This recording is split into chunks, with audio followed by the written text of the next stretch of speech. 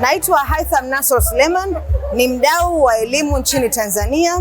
Nipo hapa katika maonesho ya wiki ya elimu ya juu, na nilivyosikia kwamba chuo cha IFM kitashiriki katika harakati hizi, nikasema lazima nije nikitembelee. Kwa hiyo wanafunzi wa Zanzibar ambao mnataka kusomea kuhusu finance lakini hamtaki kwenda Tanzania bara, IFM sasa imetufikia.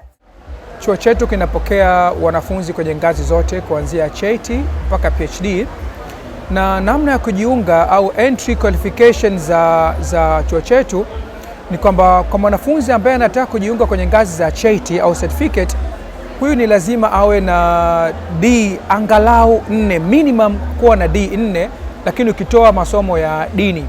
Kwa hiyo kama mwanafunzi anapata masomo mengine yoyote yawe ya arts au ya science, lakini anashawishika kuja kusoma chuo chetu cha usimamizi wa fedha IFM, basi wanafunzi hawa tunawakaribisha sana waje. Naipenda IFM kwa sababu zangu tatu mimi kama mwanafunzi na mwalimu ambaye nasomesha mambo ya hesabati.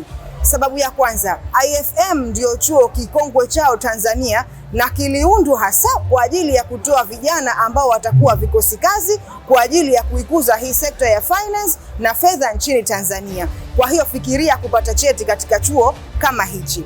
Wazazi, walezi, waajiri na wadau wote kwa jumla,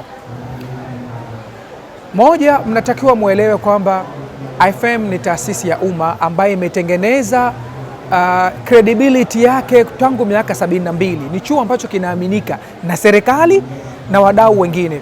Kwa hiyo nyinyi kuja IFM huji kwa ajili ya kubahatisha au kwa ajili ya kujaribu. Njoo IFM ujenge ustawi wa mtoto, ujenge ustawi wa wafanyakazi wako, ujenge ustawi wako wewe mwenyewe. IFM ni chuo kinachoaminika.